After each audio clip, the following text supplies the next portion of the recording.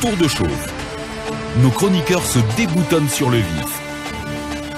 Allez, plusieurs sujets sur la table ce matin. On se rendra dans un instant du côté de la CRIEF où plusieurs accusés ou soupçonnés de détournement présumé détournement de biens publics, mais aussi de vol en bande organisée sont interdits de sortir du territoire. On ira à la maison centrale avec cet incident qui a été rapporté dans la presse qui serait produit entre Kiridi Bangoura et Oye Gilavogui.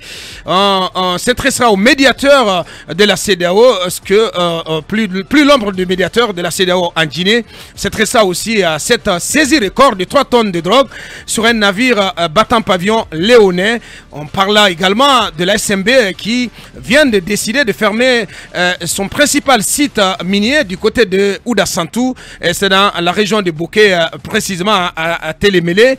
Mais avant, Mamadou Ouri, on s'intéresse à cette activité, lutte contre la pauvreté, vers un registre social unifié en Guinée, très rapidement. Oui, la question du registre social unifié a été, si vous voulez, mise sur la table du gouvernement depuis Alpha Condé.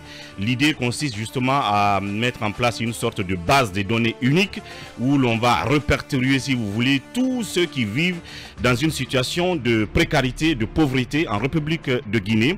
Parce que vous savez, le domaine de la protection sociale est très transversal et il y a beaucoup d'intervenants, des institutions internationales qui y mettent assez de fonds pour aider à, si vous voulez, renforcer les résiliences des ménages qui vivent en situation de pauvreté. Mais le gouvernement lui-même, à travers le budget national, a des actions de protection sociale. Vous avez par exemple l'ANIES et bien d'autres services qui évoluent dans ce cadre-là. Mais il se trouve que les gens évoluent selon leur programme. Donc l'idée, c'est de mettre en place cette base-là. Tous ceux qui auraient des actions à l'endroit des gens qu'on peut qualifier de démunis, de pauvres, d'indigentes en Guinée, qu'ils puissent aller donc consulter cette base-là afin justement de savoir cibler les gens pauvres, leur zone où ils se trouvent, leur situation. Et donc les activités de terrain maintenant, c'est avec le CNRD que l'on constate ça, et notamment avec le Fonds de développement social et de l'indigence qui est donc dirigé par Diawara Lansana Diawara, et donc très actif sur le terrain, franchement il faut le dire. Évidemment, ça se voit sur le terrain qu'il est très actif. Moi personnellement, je suis de près toutes ces entités liées à la protection sociale, y compris donc le Fonds de développement social et de l'indigence.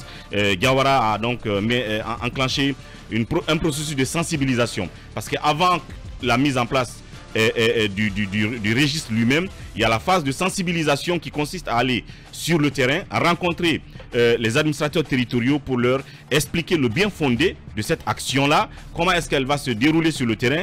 Et c'est en cela qu'actuellement vous voyez Diawara un peu partout sur le terrain dans les reportages. Et j'ai cherché à savoir, il se trouve qu'il a traversé pour l'instant 27 préfectures dans le cadre de la sensibilisation en Haute-Guinée, Moyenne-Guinée, Guinée forestière, ici en Basse-Côte.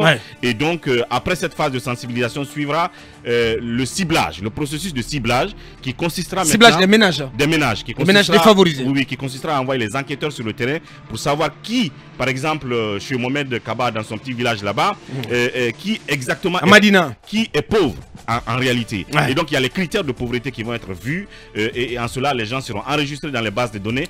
Et après ça, il y aura maintenant des actions venant de l'État ou des partenaires. Mais ce qu'il y a quand même à signaler, c'est que... Ça, c'est le travail de l'ANIES.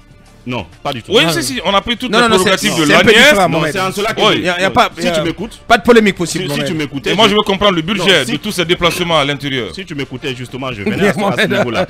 Je disais qu'il y a bien d'autres programmes, par exemple, qui ont des actions comme ça. Mais il va arriver un moment où ce qu'on appelle une sorte de... chacun a une sorte de si vous voulez, de ciblage qu'ils font. Ils ont leurs données. Donc il y aura une sorte d'interopérabilité entre les différentes bases de données. Mais ce qui reste clair, c'est que le RSU restera l'instrument de l'État. L'instrument unique de l'État. Tout le monde va devoir se référer. Bien dit. Voilà, j'espère que Lansana Diawara, lui-même en personne, en tant que directeur du fonds de développement, du fonds d'indigence, viendra lui-même exposer tout cela, toutes ses activités, toute son action en faveur des plus pauvres dans cette même émission.